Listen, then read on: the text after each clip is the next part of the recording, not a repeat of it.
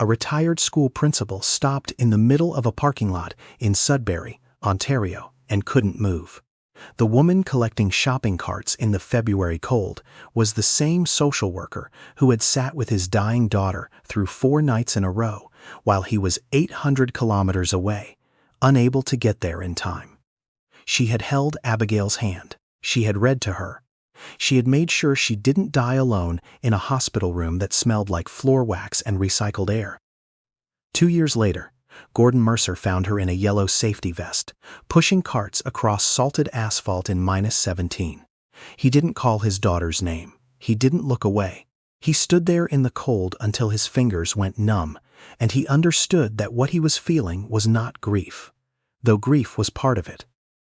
It was something older and heavier, something that had no name but sat in the center of his chest, like a stone he had been carrying so long he'd forgotten it was there.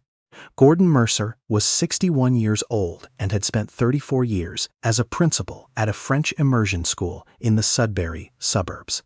He knew every student by name for the first decade. After that, the school grew, and he knew them by face, by the particular way a child carries trouble in the set of their shoulders. He had been good at his job. People told him that at every retirement dinner he attended for other people, before his own. His wife, Claudette, had died of a heart attack 6 years before Abigail, sudden, no warning. He came home to a kitchen where the kettle had boiled dry and the house smelled like scorched metal, and Claudette was gone. He learned after that how to keep the refrigerator organized and how to fold laundry and how to make a grocery list that didn't still contain things only she would eat. He learned to live in the same house without half the air in it. Abigail had been 32 when the cancer was found. Cervical, advanced. She lived in Thunder Bay, a 4-hour drive in good weather, 6 in the kind of February that comes off Lake Superior like something with teeth. She had a daughter named Pippa, who was 4, and a husband who left 6 weeks after the diagnosis because he said he couldn't handle it and then couldn't handle the shame of that either. So he moved to Calgary and called twice in the first year and then stopped calling. Abigail never asked Gordon to come and stay. She said it was because she didn't want Pippa to see her that way. Gordon understood that was half the reason. The other half was that Abigail had always been his most determined child, the one who figured things out herself and only told you when she had. He visited when he could. He drove up on weekends when the roads were clear. He sat in the hospital recliner chair and watched whatever she wanted to watch on the small television mounted to the wall, game shows mostly, because she said they didn't require anything from her. He brought Tim Hortons because the hospital coffee tasted like decisions someone had made under pressure. He read to Pippa in the hallway while Abigail slept. He learned which nurses to thank and which doctors needed a direct question to give a straight answer. He was useful in the way that people who have spent 30 years managing institutions learn to be useful. Logistics, paperwork, showing up on time. What he could not do was be there at the end. He was in Sudbury the night it happened. It was a Tuesday in March.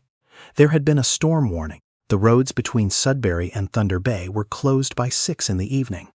He had been packed and ready to drive since the Friday before, sleeping in his coat some nights, the keys on the kitchen table, because he thought he would get some kind of signal. He didn't get a signal. Abigail went quietly, the nurses said, around 2 in the morning, during the part of the storm when the wind stopped for an hour before it started again. When the roads opened and he arrived at the hospital, a woman was sitting in the hallway outside the room. She was maybe 40, wearing a heavy cardigan over her work clothes, her hair still in the braid she must have put in that morning, before what he imagined had been a very different day. She was not crying. She sat very still with her hands in her lap, and her eyes at the middle distance that Gordon recognized as the place a person goes when they've been through something that doesn't fit inside regular thinking. He found out later that she was Abigail's social worker, that she had been assigned to the case for the past 5 months to help coordinate home care for Pippa, respite care, the logistics of a young mother dying with a 4-year-old in the house, that she had come to the hospital on her own time Monday night because Abigail had seemed different, more inside herself, the way patience gets sometimes when the body begins its final accounting. That she had stayed through the storm. That she had read Abigail 3 chapters of the novel on the nightstand. A mystery said in Iceland that Abigail had been reading since January and had not been able to finish. That she had held Abigail's hand from 1 in the morning until 2 and had stayed in the hallway after because she didn't know where else to go. Gordon walked past her. He pushed through the door to his daughter's room. He stood by the bed where Abigail was already still and already covered and already somewhere he could not follow, and he put his hand on the blanket over her shoulder, and he said her name once, quietly, like a question. The room smelled like antiseptic and the particular absence of a person who had been there and then wasn't. He stood there for a long time. When he came back into the hallway, the woman in the cardigan was gone. He never asked who she was. He never learned her name. That was 2 years ago. Now she was pushing a line of carts across the parking lot of a grocery store in Sudbury. In February, her breath coming in visible clouds, a safety vest over a winter coat that was not quite heavy enough for the wind coming off the lake. Gordon did not know how long he stood there before he moved. Long enough that the cold had worked through his coat and into his shoulders. He walked across the parking lot. She didn't see him coming. She was watching the ground, careful on the ice. "Excuse me," he said. She looked up. Her face was reddened from the cold. There were lines around her eyes that might have been there before. She looked at him with the expression of someone prepared to answer a question about cart locations or store hours. "I think you knew my daughter," Gordon said. "Abigail Mercer. At St. Joseph's. In Thunder Bay. About 2 years ago." Everything in her face changed. Not dramatically, not a gasp or a hand over the mouth, just a shift, quiet and immediate, like a light changing in the same room. Her hands stopped on the carts. "You're Abigail's dad," she said. Gordon, he put out his hand. "Old habit. Diane Cote," she said, and shook it. Her hand was cold and rough and certain. He said he remembered seeing her in the hallway. He said he had walked past her without stopping and that he had thought about it since. More than he'd admitted to anyone. She said she remembered him too. She said it was all right, that she understood, that it had been a terrible night. He said that was true, but it was not an excuse. She looked at him steadily for a moment, the kind of look that belongs to people who have spent years sitting with other people in rooms where pretending is not available. "I have 6 carts left," she said. "Then my break's in 15 minutes if you want to get warm." He waited inside by the entrance. The store was playing something that might have been Christmas music in February, which happens sometimes in this part of Ontario. He stood near the window and watched her bring in the last carts with the kind of efficient, unhurried movement of someone who had figured out how to do a physical job without using themselves up. She was careful on the ice. She knew where the bad patches were. She came in and they got coffee from the in-store cafe, the kind that comes from a machine with too many options. They sat at a table near the window. She wrapped both hands around the cup. He asked what had happened. Not to pry, he said, but because he was a person who knew Abigail, and he had thought about her many times in the past 2 years, and he would like to know she was well. He could see, he said, that things had been difficult. Diane Cote looked at the table. Then she told him. She had been a registered social worker in Thunder Bay for 11 years.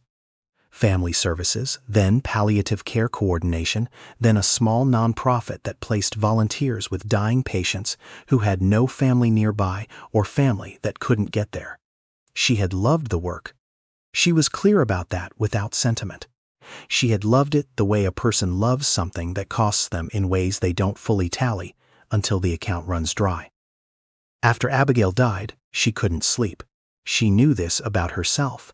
She had seen it happen to colleagues, had handed them pamphlets about secondary trauma and watched them nod and ignore the pamphlets and then leave the field 6 months later. She thought she was different. She had been doing this for 11 years. She had protocols. She had boundaries. She thought she understood where the work ended and she began. She didn't understand. The boundary she thought she had was not a wall. It was a line drawn in sand, and Abigail's death came in like a tide. She started waking at 2 in the morning, which was the time, and lying in the dark, listening to her own heartbeat, counting the spaces between it. She started arriving late to home visits, which she had never done. She started forgetting details, file numbers, appointment dates, the name of a client's mother that she had known for 8 months. Small things that got bigger. 4 months after Abigail's death, she missed a court filing deadline for a family whose children were in temporary care. The delay cost the family 3 additional weeks before the hearing. She filed her own incident report. Her supervisor was kind about it in person and formal about it in writing. She was placed on administrative leave pending a review. While she was on leave, the nonprofit lost a significant funding grant and restructured. Her position was one of 4 that were eliminated. She was 42 years old with a mortgage in Thunder Bay, no partner, and a mother in Sudbury who was losing her memory in the slow, particular way that makes every visit both familiar and new. She moved back to Sudbury. She found the cart job because it was immediate and physical and didn't require a reference from the place that had let her go. Her social work registration was still current. She hadn't practiced in 14 months. Gordon listened to all of this. He had spent 34 years listening to people across a desk, and he knew the difference between someone performing a story and someone reporting one. Diane Cote reported. Flat, clear, without self-pity, which is the most devastating way to describe the loss of a professional life you built over a decade. He also heard what she did not say. She did not connect the ending of her career to Abigail. She did not say, "I fell apart because I sat with your daughter for 4 nights in a row and gave something I could not get back, and nobody noticed, and nobody had a protocol for that, and so I just lost everything quietly." She didn't say it. But Gordon had spent a career listening to what wasn't said. It was his turn for a break, he realized, except he didn't have a break because he had no reason to be sitting in a grocery store cafe in Sudbury on a Wednesday afternoon, except that his legs had refused to keep walking after he had seen her in the parking lot. He ordered a second coffee he didn't need. He told her about the drive to Thunder Bay the night of the storm. He told her about arriving in the hallway and walking past her. He told her about the room and standing by the bed and saying Abigail's name like a question. He told her about Pippa. Pippa was 6 now. She lived with Gordon, had since 8 months after Abigail died, after a sequence of temporary arrangements that had gotten less and less temporary until Gordon drove to Thunder Bay with a car seat and Pippa's things in 4 boxes and a backpack shaped like a frog and took her home. She called him Grandpa, but also sometimes Gordon, usually when she was very focused on something else and forgot which register she was in. She had her mother's eyes, which were also Claudette's eyes, which was something Gordon tried not to think about too directly. Pippa had started school in September. She liked her teacher and hated the bus and had a best friend named Celeste, who had a hamster named Winston, who had, according to Pippa, definite opinions about things. She was managing. They were both managing. There was a casserole rotation among Gordon's former colleagues that he found both touching and mildly destabilizing, but had not had the heart to stop. Diane sat across from him and listened. Her coffee had gone cold. She didn't drink it. "I should let you get back," Gordon said. "My break's another 4 minutes." They sat in the remaining 4 minutes without talking. Outside, the wind moved the bare branches of the trees along the edge of the parking lot. A woman in a red coat walked past the window with a bag in each hand, moving fast, head down, the way you move in a Canadian February when the wind decides to have opinions. Gordon said, "Are you all right, actually?" Diane looked at her coffee cup. "I'm making it. That's not the same thing." "No," she said. "It isn't." She went back to work. He sat for another 5 minutes. Then he drove home to a house where Pippa would arrive off the school bus at 3:37. He came back the following Saturday. He brought Pippa, which was not what he had planned, but Pippa had asked where he was going. And he had said to see a lady he'd met, and Pippa had said she wanted to come. With the complete simplicity of a 6-year-old who does not recognize that this might be complicated. Diane was on her break when they arrived. She came in from the cold and saw a small person in a purple snowsuit sitting across from Gordon drinking hot chocolate with the focused seriousness of someone operating heavy machinery. Pippa looked up. "Are you the lady?" Diane looked at Gordon. "Apparently," Gordon said. "My grandpa said you knew my mom," Pippa said. Diane sat down slowly. "I did. Was she nice?" "She was very nice. She was one of the nicest people I've ever met." Pippa considered this. She picked up her hot chocolate. "She used to make pancakes on Saturdays, the kind with blueberries. Grandpa makes them too, but he puts too many blueberries." "I like a lot of blueberries," Gordon said. "That's not what Mom said." Diane made a sound that was almost a laugh. She pressed her hand over her mouth. Her eyes filled suddenly and she looked at the window and blinked until they didn't. "I know," she said quietly, to no one specific. "I know she did." The weeks after that accumulated without announcement. Gordon came on Saturdays. Sometimes he brought Pippa, sometimes not. He bought coffee. Diane drank hers before it went cold now. They talked about the kinds of things that people talk about when they are in the early stages of knowing each other and have also somehow already arrived past the point of pretending, which is an unusual combination and is only possible when grief has already done the introduction. He noticed on the third Saturday that her coat was not warm enough. She was wearing the same coat she had been wearing the first day. He mentioned it the way you mention something when you're not sure how to mention it. And she said the good coat was from her last winter in Thunder Bay, and it had gotten damaged in the move, and she hadn't replaced it. He asked if she would let him buy her one. She said no, with the flat certainty of a person who has thought about what accepting help means and has decided it costs too much. He said he understood. He went home. He did not push. On the fourth Saturday, he brought her a coat. He put it on the table next to her coffee, without comment. Dark green, her size, guessed from looking, lined, rated to -30. She looked at it for a long time. She looked at him. "Gordon, it's a coat. You know what it is." "Abigail," he said, "would have done this herself if she had known. She would not have let you wear that thing in February and not said something." He paused. "Neither can I." Diane was quiet. She ran her hand along the sleeve of the coat. The fabric was good. She knew, because she knew the difference now in the way you know the difference after you've spent a year on the wrong side of it. "Thank you," she said. It came out like something she had to find the bottom of first. Pippa, who had been consulting a picture book about marine animals with the intensity of a doctoral student, looked up. "It's very green," Pippa said. "It is," Diane agreed. "Green is good." "I think so too."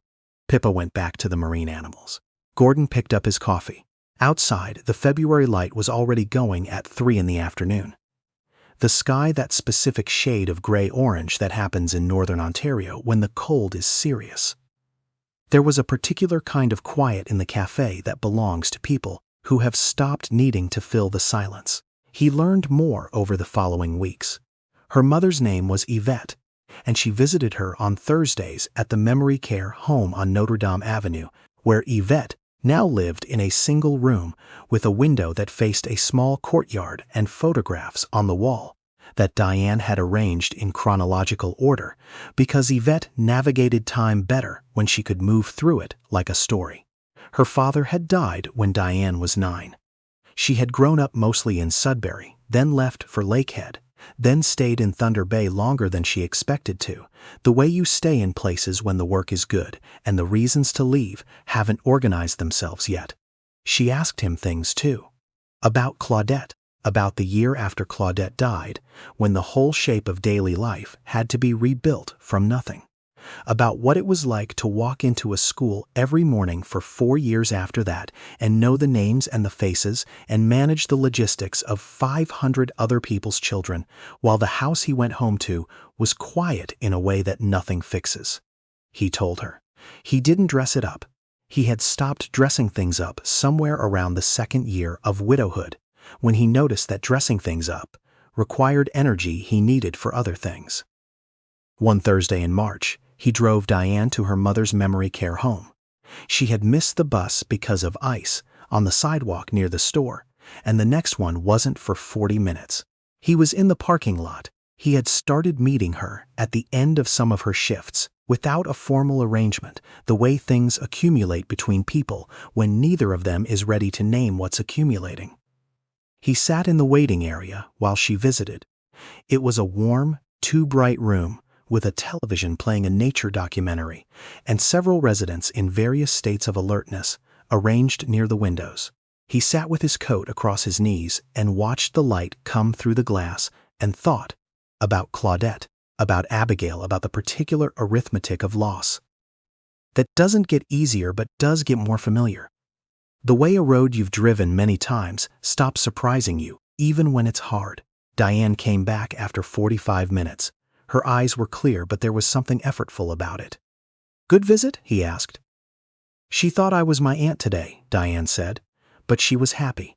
She told my aunt that her daughter is a very good person and she's proud of her." She stopped, pressed her lips together. "So I said thank you and I meant it." Gordon stood up and put on his coat. He did not say anything. There was nothing to say to that. He held the door open, and they walked out into the March cold together. And somewhere, between the door and the car, he put his arm around her shoulders briefly. Not romantic, not an announcement. Just the human reflex of one person who understands, to another person who needs to know they're not doing this alone. She didn't pull away. She leaned in slightly, for just a moment, the way a person leans into something solid when the ground has been uncertain for a long time. Pippa learned to recognize Diane's laugh before she saw her face. This was because Diane laughed from somewhere real, not the laugh people use when they're being polite, not the managed laugh of someone managing. When something struck her as funny, she laughed fully and with a kind of surprise, as if she had not expected to be caught off guard by joy, and was pleased about it. Pippa found this excellent. She began telling Diane all of her best jokes, which were 6-year-old jokes, so they involved puns about farm animals and the logic of knock-knock.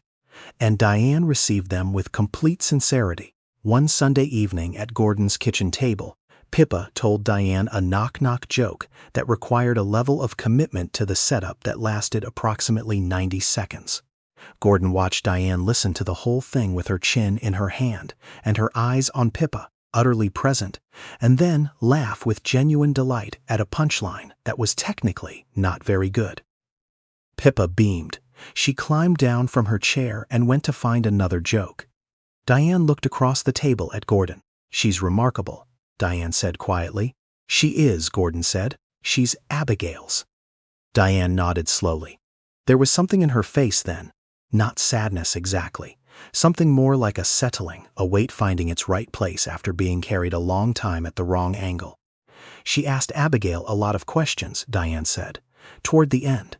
About you, about what you were like when she was small, whether you still did the thing with the hot chocolate." She paused. "She didn't tell me what the thing was." Gordon looked down at his mug. Every winter, since Abigail was about 7, he had put a single candy cane in her hot chocolate and said it was a doctor's recommendation. She had believed him until she was 10, and then she had kept believing him in the way children keep believing. Things they know aren't true because they're fond of them. "The candy cane," he said. "She laughed when she said it," Diane told him. "She said to tell you she remembered." The kitchen was quiet. Somewhere down the hall, Pippa was organizing her joke collection. The refrigerator hummed. A snowplow passed on the street outside, its light sweeping briefly through the window. Gordon's throat closed the way it did when he was least expecting it. He sat with it. Then he reached across the table and put his hand over Diane's. "Brief. Just for a moment. The way you acknowledge a gift you didn't know you needed." "She told you to tell me," he said. "She made me promise." The next morning, Gordon called a lawyer. Then a social worker advocated his daughter's former caseworker had mentioned once over the phone. He spent 3 days on the phone and online and taking notes in the small notebook he'd used for school administration for decades and now used for this. He learned about professional reinstatement processes through the Ontario College of Social Workers and Social Service Workers. He learned about documentation and timelines, and the difference between license suspension and license conditions. He found a woman in Barrie who had gone through reinstatement after medical leave and was willing to talk on the phone for 40 minutes about what she wished she had known. He told Diane none of this. He knew what she would say. He had already heard her say it, not about this, but about similar things. The flat, practice no of a person who has made self-sufficiency into an identity because the alternative has seemed too expensive for too long. He also knew that the reason she hadn't started the reinstatement process herself wasn't that she didn't want to. She knew how to fill out forms. She had been filling out forms professionally for 11 years. The reason was that it cost money she didn't have, required documentation she would have to request from the organization that had let her go, and demanded a sustained belief that the process would work, which is hard to maintain when you are also working 8-hour shifts in a parking lot in February trying to cover your mother's care. He put together what he put together, and he left it in an envelope on the table at the cafe on a Saturday morning with her coffee. He sat across from her while she opened it. She looked at the documents, the application checklist, the name and number of a social work consultant in Sudbury who specialized in reinstatement cases, the name of the woman in Barrie, the note from Gordon, which was 4 sentences and took him 6 drafts. She looked at it for a long time. Then she looked at him. "Gordon, you held my daughter's hand for 4 nights," he said. "You read her the end of a book she couldn't finish. You stayed through a storm when no one would have known if you hadn't." He paused. "The system let you fall. I'm not the system. I'm Abigail's father, and this is what I can do." Diane's eyes were steady and full. She didn't look away. "I don't want to owe you," she said. "I spent a year watching what happens when people feel like they owe someone. It changes everything." "You don't owe me," Gordon said. "You already paid. You paid before I even knew your name." The wind outside pushed at the glass. Pippa, who was at the children's table around the corner and had been conspicuously quiet for several minutes, appeared in the doorway with a drawing she had made. It was a picture of 4 people identifiable by the labels she had written underneath in her careful, effortful printing. Grandpa, Diane, Pip, and above the 4th figure, in the top corner of the page, smaller than the others, Mom, with an arrow pointing to a yellow circle that was either the sun or a halo. Pippa's theology being still flexible on the point. Diane took the drawing. She held it in both hands and looked at it for a long time without speaking. "She's watching, you know," Pippa said, with the complete authority of a 6-year-old reporting a fact. "Mom, she watches from up there. She told me she would. When did she tell you?" Diane asked. "Before. When I was little," Pippa considered. "I was littler." She retrieved the drawing carefully and went back around the corner to her table. Diane looked at Gordon. Gordon looked at Diane. "She did tell her that," Gordon said quietly. "I was there." Diane picked up the envelope. She folded it carefully and put it in her bag. "For Abigail," she said. "And for me." She paused. "For me too." "Yes," Gordon said, "for you too." Diane Cote began the reinstatement process on the first Monday of April. She met with the consultant twice in the first week. She requested her file documentation from Thunder Bay. She started a required reflective practice course through the college, online, in the evenings after her shifts. She kept the cart job through May because the income mattered and the process would take the time it would take. And she was a practical person who had learned not to trade what was certain for what was possible until the possible became probable. Gordon kept showing up. That was the whole of his contribution. After the envelope, which had been received and never discussed in those terms again, which was exactly right. He showed up on Saturdays. He drove Diane to see Yvette on Thursdays when she needed a ride.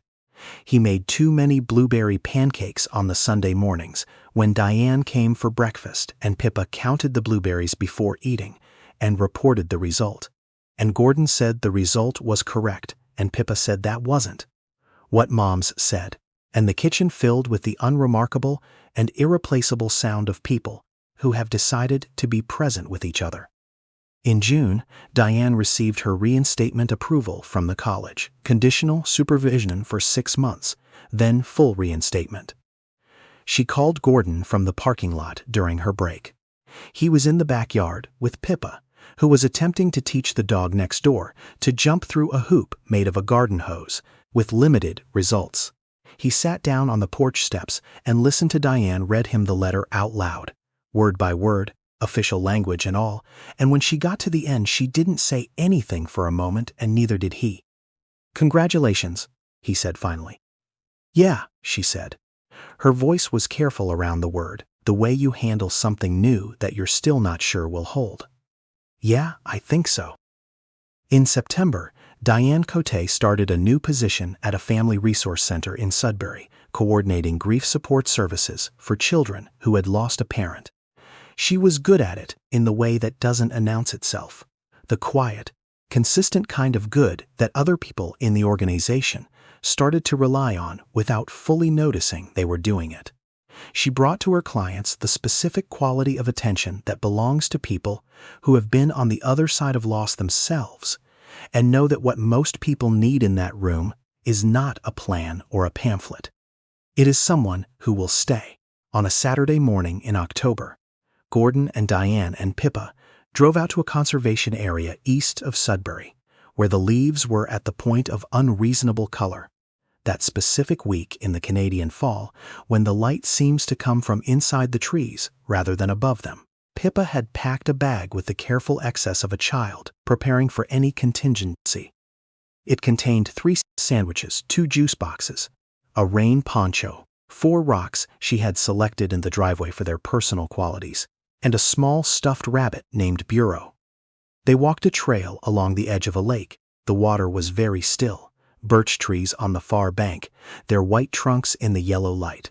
Pippa ran ahead and then came back and then ran ahead again in the pattern of children on trails, which is to say expansively and without apparent concern for topography. At one point, she stopped at the edge of the trail and looked out at the lake for a long moment, very still in the way she sometimes went still. "Grandpa," she said without turning. "Yeah, do you think Mom likes it here?" Gordon stopped beside her. The lake was still. A heron stood at the far edge, barely moving. The trees were their own color and the sky was that particular October blue that you only get this far north when the summer is finally serious about being over. "I think she would have loved it," he said. Pippa nodded. She reached back without looking and found Diane's hand and held it, the complete casualness of a child who has decided someone is safe, which is not a decision children make with paperwork or evidence, but with the bone-deep certainty of people who have not yet learned to distrust their own instincts. Diane held on. Her eyes were full, but the October light was also very bright, and she tilted her face toward it. They stood there, the 3 of them, at the edge of a lake in northern Ontario, in the kind of silence that doesn't ask anything of you. The heron lifted, slow and enormous, crossed the water, and was gone into the tree line. Pippa watched it go. Then she turned around with Bureau under one arm and held out a rock to Diane with the other. "This one's for you," she said. "I picked it because it's shaped like a heart, but not the obvious kind." Diane took the rock. She looked at it for a moment. It was gray and oval and had a small white vein running through it, that if you tilted it in the light, looked something like a heart, or a river, or the kind of line that appears on a landscape when Waters has spent a long time going somewhere important. "Thank you, Pippa, you're welcome." Pippa was already moving up the trail. "Come on, we haven't seen the beaver dam yet, and I have very specific questions." Diane looked at Gordon. Gordon looked at Diane. There was no word for the expression on either of their faces. But it was the kind of expression that belongs to people who have walked through enough to know that ordinary days are not ordinary. That a child holding your hand on a trail is not a small thing. That a rock shaped like a heart, but not the obvious kind, is exactly sufficient. The people who hold us through the worst moments of our lives are rarely the ones the world thinks to thank. Diane Cote sat through 4 nights with someone else's daughter and lost everything she had built, and the system that employed her had a word for what she did, and that word was failure. It wasn't the right word. The right word was devotion, and devotion of that kind leaves marks, and the world does not always know how to account for them. Gordon Mercer walked past her in a hospital hallway on the worst night of his life. He didn't stop. He didn't ask her name. He spent 2 years carrying that, and then he saw her in a parking lot in February, and he stopped walking. Some debts don't have amounts. They have only the weight of what was given and the weight of what can be offered in return. Gordon couldn't give Diane her years back. He couldn't give her the career she lost at the exact moment she had lost it. He couldn't give her a different story. But he could show up. He could stay. He could make sure that the woman who held his daughter's hand through a February storm in a Thunder Bay hospital did not face the next February alone. Abigail had known something at the end. People who are dying sometimes do. She had known that the woman reading to her was carrying more than she should, that what was sustaining Diane through those 4 nights would cost her something. She couldn't prevent that. But she could ask. She had asked. And here, in a conservation area in October, with a 6-year-old up ahead demanding to know everything about beavers, the asking had found its answer. Not a tidy one, not a solved one, the kind of answer that takes the shape of small daily things. Coffee before it goes cold, a green coat in February, a drawing with an arrow pointing at the sun, a rock that looks like a heart if you hold it right. Living is. That was the whole instruction. Everything else is just the particular form it takes.